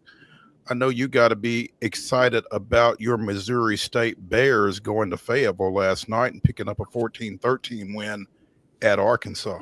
How about that, right? How about the little guys? I mean, there's been quite a few. I think the Citadel beat College of Charleston. There's been quite a few of like those, I don't know, baseball has mid-majors, but mid-major type programs beating the big-time programs or the bigger programs. And as a baseball fan of a small market pro team, I'm here for it. It was great. I didn't get a chance to watch the game because I was working, but I was keeping up on X, I guess it is now, and pretty excited about that. And what's cool is that there was a lot of questions about that program when the longtime head coach Keith Gutton retired at the end of last year, but they seem to be, at least early on in the season, not missing the beat and kind of keeping the level of that program. Missouri State is a very established, under the radar college baseball program. They have been to a couple of College World Series. Ryan Howard is probably our most famous alumni, but also Bill Miller, who was a batting champ and played for the Giants and the Red Sox in the early 2000s, late 90s. So, I mean, there's been some players that have come through there, and it's a pretty good program. I think they've beaten Arkansas before in our history. This is not the first time they've beaten Arkansas, not even in recent history. Because I think when the last time they went to the College World Series it was the last time they went to the Super Regional, they won the Arkansas Regional. But exciting nonetheless. I think that was the highest ranked team that Missouri State had ever beaten. Arkansas That's probably was fair, 2. yeah. So, yeah, big win for the Bears. Never really a surprise when Kyle Larson wins a race, though, is it? No, he darn near got the weekend sweep. And really the funny thing about it is that the race he probably most deserved to win, the race he dominated, the Xfinity race, is the one race over the weekend he did not win. He won the Truck Series race. He won the Cup Series race. Both of them he was good, but not necessarily the dominant truck. The trucks or dominant truck or car. And the Truck Series definitely more so than the Cup Series. But he's so good at Homestead. And so when he wins there, yeah, it is never a surprise. It feeds right into his wheelhouse. I think we talked about this last week. I told you I thought he was one of the guys to watch because he loves to rip around that high line, right up against the wall. And you have to be so close to the wall to make speed at Miami that you're almost hitting it. And sometimes you do hit it. And that's when Kyle Larson shines. And that's why he's so good there. Heather, we can get back into Larson in a second, but walk me through Ryan Blaney sweeping the first 2 stages, and then he has his second engine failure of the season. Is that common? And if it's not common, how concerned should he and his crew be? It's a reason for concern. I mean, back in the day, engine failures used to be a thing, but they're not that common. To have 2 a year is unusual. To have 2 in the first 6 weeks is really strange. And so there's an issue that not only Blaney should be concerned about, but really all the Penske camp and even much of the Ford camp, because they all basically use the same engines. They all use that Roush Yates horsepower. So, I mean, yeah, there's concern. And that's kind of what I was wondering too, does that, and you sort of answered it, that kind of trickles down or spreads out, to the rest of the group. And then I guess the immediate question is, what can you do at this point if that engine is just not going to be competitive or able to be relied upon for out much? Can you make that big of an adjustment as the season goes on? They got to figure out what is causing the stress, what's causing the failure. If it's a parts failure, if it's the way they're setting up the car that's causing stress on the engine, whatever it is, they've got to figure it out, or they're just going to continue to blow engines. My guess, and I don't know, and I haven't done any research on this. I haven't really looked into it. My guess is there might be a bad batch of parts that's causing this, because it is all one team, right? So assuming that, and I don't know, but maybe the 12 team gets engines 4, 5, and 6 that come off the assembly line, and then the 12 team, the 2 team gets 6, 7, and 8 or whatever. The fact that it's happened all to one team lends itself to believe it might be a bad batch of parts, but I don't know. I think there's been a couple or maybe one other Ford engine failure, but the fact that it's not happening to anyone else leads me either bad batch or something in the way that the 12 car is setting up the car. And then finally, does the check engine light come on in these cars like it does for us? No, but usually you can hear the engine going bad. But Ryan said in his interview with Fox after he got out of the car that he had no indication. The engine just blew. But no, there's no check engine light. But usually it'll fail gradually, so you'll start to lose horsepower. Maybe it'll drop a cylinder. Maybe it'll start laying some oil down. Maybe you just lose a little bit of power. But in this case, it just let go. Heather Williams of WCYB-TV out of Johnson City joining us here on Main Street Sports Today, presented by the Tennessee Orthopedic Alliance of Columbia. As we talk a little NASCAR, again, Kyle Larson getting the win over at Homestead this past weekend. Edging out teammate Alex Bowman, Bubba Wallace coming in third, Chase Briscoe fourth, and Denny Hamlin fifth. By the way, don't sound smart, because didn't I say the Hendrick cars and the Penske cars and the Toyotas were who to watch? You had a Penske car win the first 2 stages. Hendrick cars finished 1, 2, and then 3 Toyotas. It's almost like I do this for a living. It's crazy. It's almost like you know what you're talking about, huh, Heather? Do we need to clip that out from last week and play it back? Is that what needs to happen? No, it's fine. I just want to remind everyone. That is your own personal victory lap right there. That's right. Well, that's why we have you on, for just that kind of stuff. Is that Bubba's best finish thus far this year? Yes. Okay. Yes. I believe it's only his second top 10 of the year. He was in the top 10, I believe, at Daytona. I have to go back and look, or Atlanta. But yeah, what Bubba's done really well this year is get stage points. He's got the 3rd or 4th most stage points, and that's why he's so high in the point standings. He hasn't really had the finishes he's deserved at races this year. He's run much better than he's finished, but because he's run well and he's got those stage points, he's been able to maintain. I think he's 7th in the points right now. Christopher Bell finishes 29th. Josh Berry, last year's winner out at Vegas, finished 17th. I guess Christopher had a couple of issues that got him pinned a couple laps down. I didn't see what specifically happened to Berry. I know there was an incident, and this might be what ultimately did him in, where he collided with some people on pit road and had a really slow pit stop and kind of got caught back in traffic.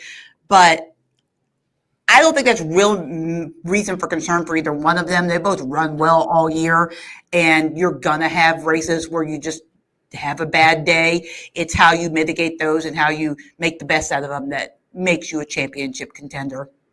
I love this nugget too, Heather. It snapped a 5-race streak where the last name had started with a B. I don't know if there's any real trend, with Byron Bell and Berry, but I mean, Kyle's he's going to take the wins however he can get them. It looked like it was going to be another B, right? Because on that final restart, I think the first drivers were Bowman, Bubba, and Kyle Busch was up there, and somebody else, and then Larson. I mean, I think we all knew it was probably going to be Larson, but it was like, oh, there might be another B. I mean, I count Bubba, right? Bubba's a B, even if his last name's not B. There you go. The Killer Bees, huh? They're certainly the teams that have been running well this year. So, what jumps out at you as things head to Martinsville this weekend? Well, I think a lot of the talk going to Martinsville is going to be about the tires. I think a lot of people were hoping that at Martinsville they would use the option tires like they did at Phoenix because it improved the racing, and they used the option tires. I don't know if they used them They used them in Martinsville, but I don't think they used them in the fall. But anyway, I think people really wanted to see the option tires because I think people think it makes for exciting racing because it allows maybe a little bit slower car to put on the faster tires and pass them, and it creates a lot of passing, a lot of drama. Do you use the tires now? Do you use them later? Whatever. But NASCAR's come out and said they're not going to use the option tires at all the rest of the year. So watching these tires and seeing how this particular tire compound works at Martinsville, a place where in the next gen era, the racing has not been as good as it has been in past eras, like past generations of race cars. I think a lot of eyes are going to be on these tires and how they perform and what the racing looks like at Martinsville, a track that everybody loves, but where the racing hasn't been very good the last few years. So what has to take place for that to get better then? Well, in this iteration of tires, and I actually asked if this was a solution, I talked with Eric Jones earlier in the week. In this iteration of race car, it's going to have to be the tires, the softer tire compound that allows a lot of fall off, so allows for a lot of passing because the longer you run the tires, the slower your car gets, and it does it quicker on the softer tires. So you have to either manage your tires, not maybe go all out, or go all out and hope that you don't get caught by somebody who's managed their tires a little bit better.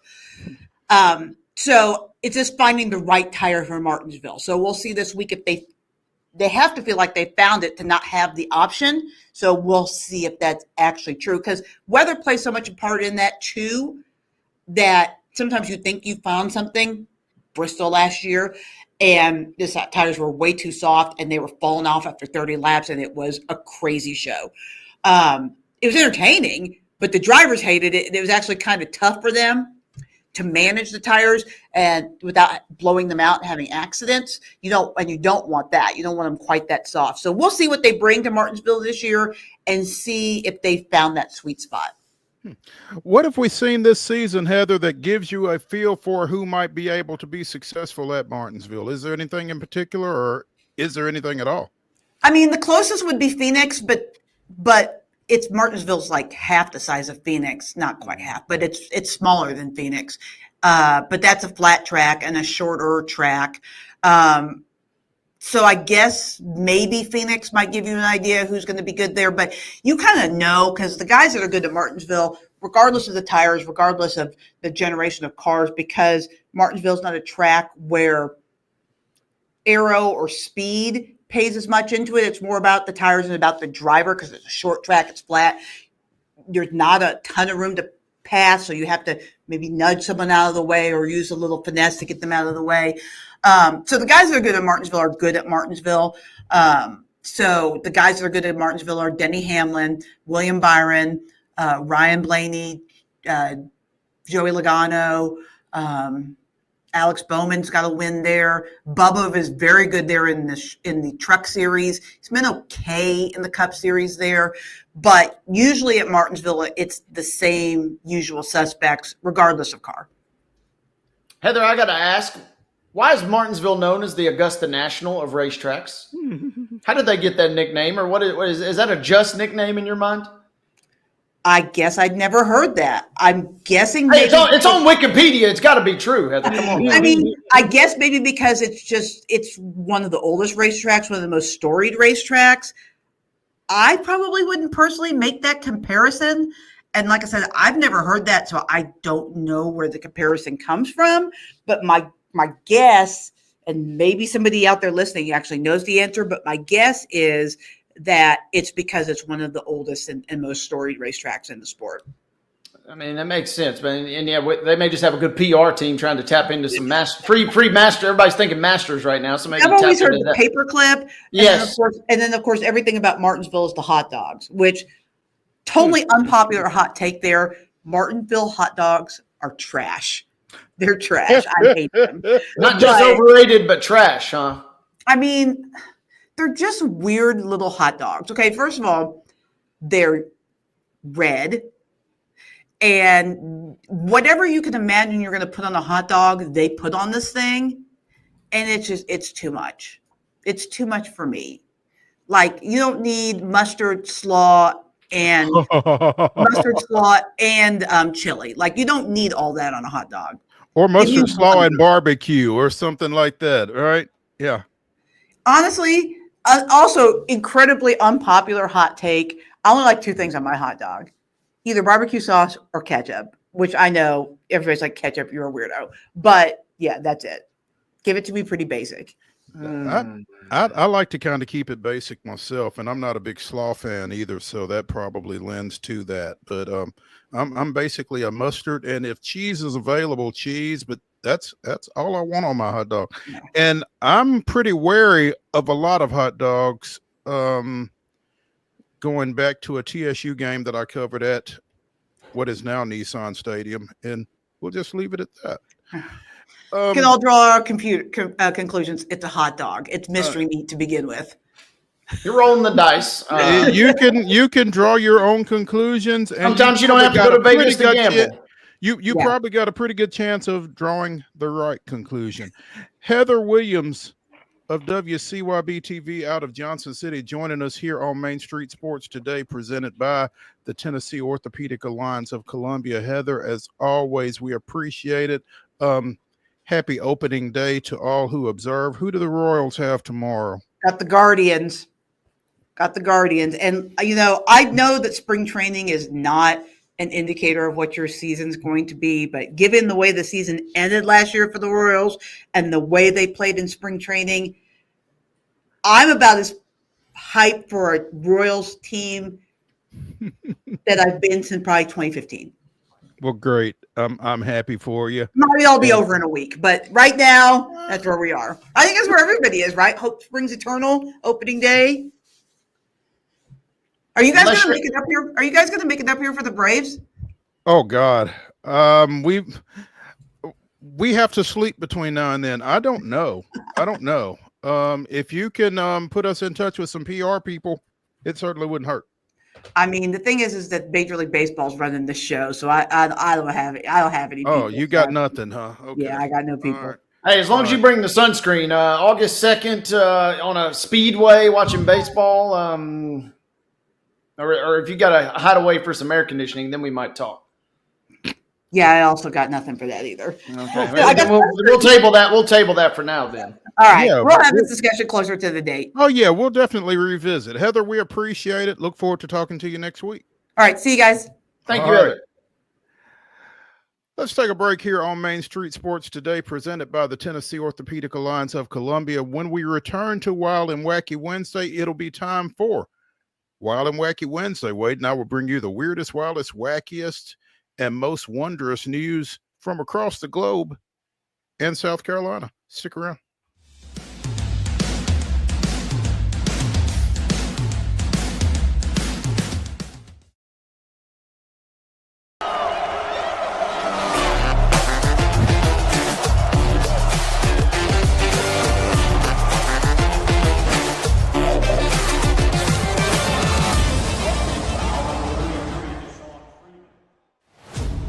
Only in Smashville are opponents welcomed with some good old-fashioned Southern hospitality.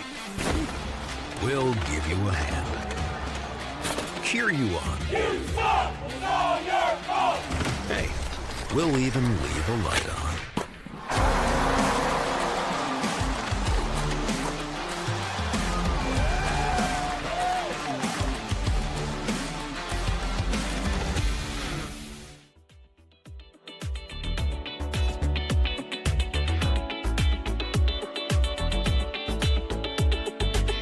It's the final segment of Wild and Wacky Wednesday here on Main Street Sports Today, presented by the Tennessee Orthopedic Alliance of Columbia. I'm Maurice Patton. That is Wade Neely. And as promised, it's time for Wild and Wacky Wednesday, the weirdest, wildest, and wackiest news from across the globe. And we are going to start, again, as promised, in South Carolina, specifically Daniel Island, South Carolina, where a vigil was held at an apartment complex to honor, recognize, memorialize an alligator named Walter who sunned beside a pond on the property for more than a decade. Walter, unfortunately, was killed on the property after several complaints recently, but again, had been hanging around for 10 years or more, becoming one of the more familiar inhabitants of the complex.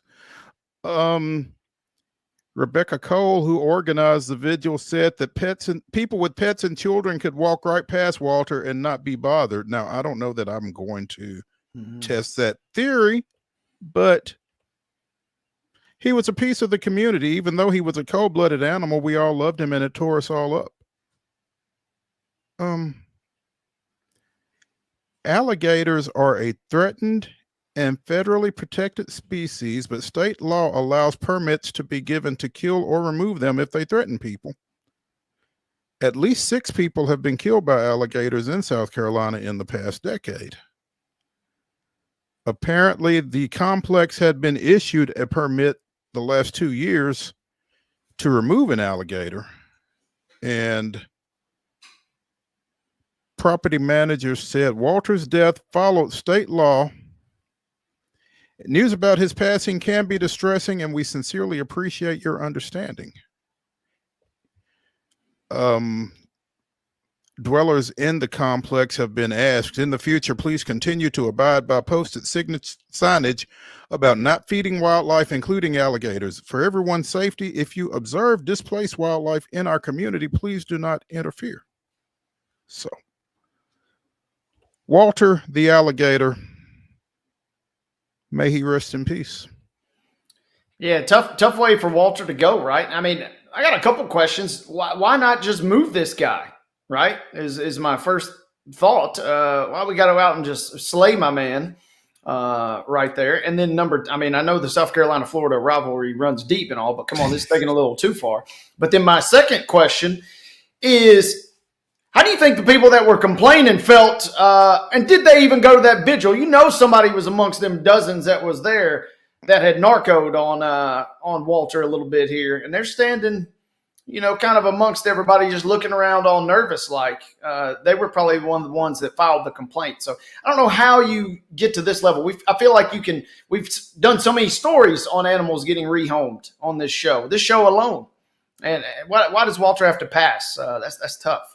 It seemed a little unnecessary. I wonder if those that called in and complained about Walter, though, were crying crocodile tears at the vigil. Yeah, I mean, come on now. That is a little too much, right? I mean, you can't turn the guy in and then show up at the vigil and, try and put on a happy face and, oh, I'm sad he's gone. We know what you did, and you know what you did. You got to live with that. You know what you did, exactly. He had been there for 10 years. I mean, 10 years. It feels like everybody was kind of peacefully coexisting there. I don't know why that had to change, but clearly it did, much to Walter's demise. That's unfortunate. Yeah, HOA probably had some. When in doubt, they got something to do with it. No doubt. We talked a few months ago, speaking of South Carolina, about escaped monkeys from a facility over there. Mm-hmm. Well, Wisconsin has a couple of escaped otters from a zoo enclosure. Louie and Ophelia. And the zoo is unidentified, which is unfortunate. But Louie and Ophelia are enjoying their time outside the zoo enclosure and out in the snow, which snow is in abundance in Wisconsin this time of year, telling you that firsthand.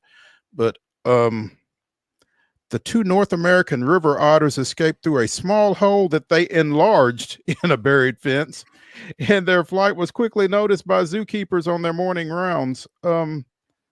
They don't appear to have gotten very far away from the perimeter of the zoo, exploring nearby bodies of water and returning. And they are surveilling them on video, watching them do the otter bounce slide. It sounds kind of cute. They're not expected to go very far, because by nature, otters are territorial creatures.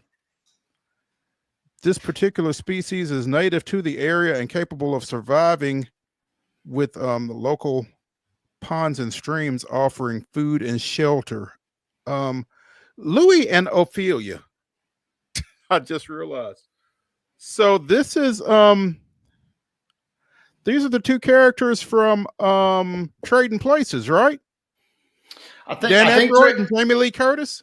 I think that could be it, but I was thinking, the famous song from the band back in the 70s, when they say the old neighborhood just ain't the same, nobody knows what became of Ophelia. Tell me, where have you gone? Is where I was thinking. I thought there was some the band or Last Waltz fans that were naming these guys, but Trading Places could also play. You're right. You're onto something. Yep. Louis Winthrop and Ophelia, who did not have a last name in the cast. Wow.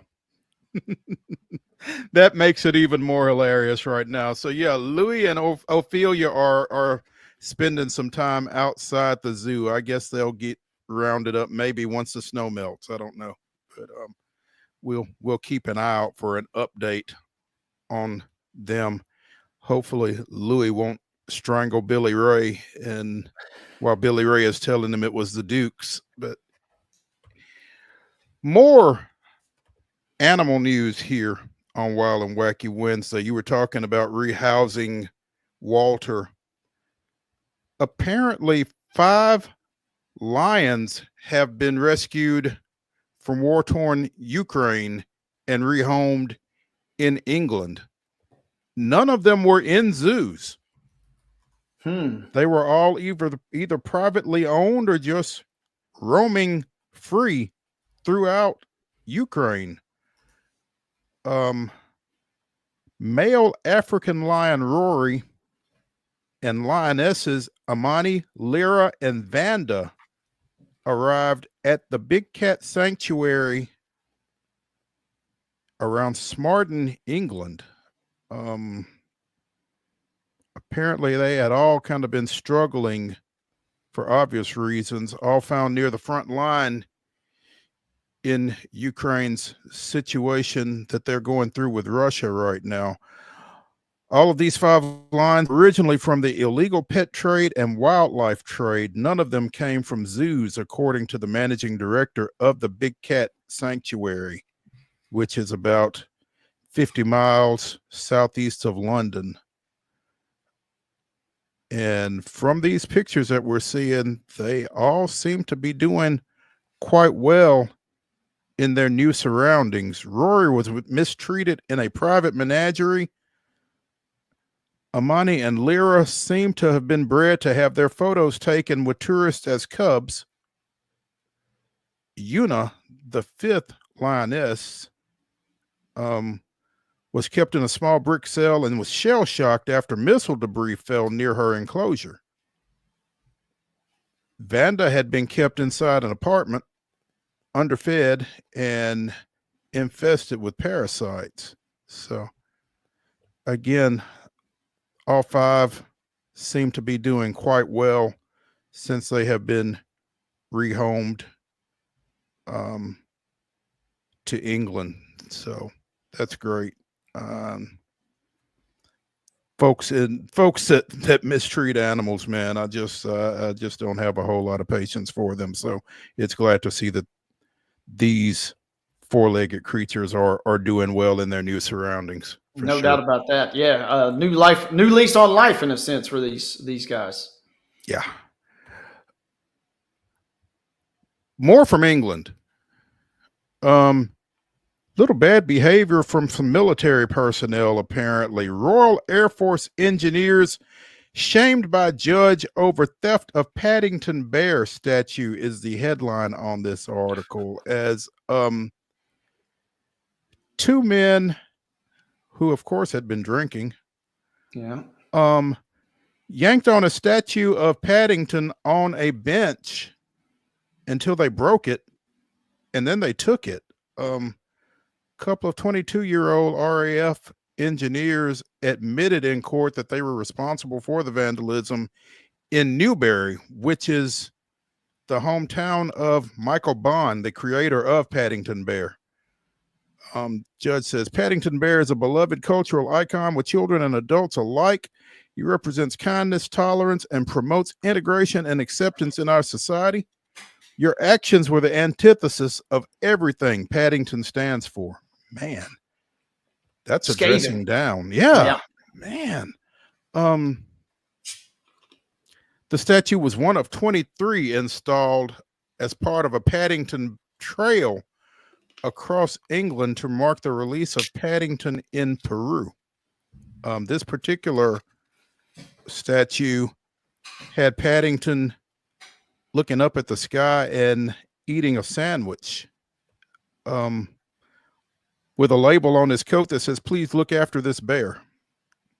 Apparently there was video of the incident where these two guys around 2:00 in the morning took the half of the statue that they broke back to their RAF base, and it was later found in one of the car of one of the two. So ordered to perform community work and to each pay upwards of $3,500 for damage to the statue.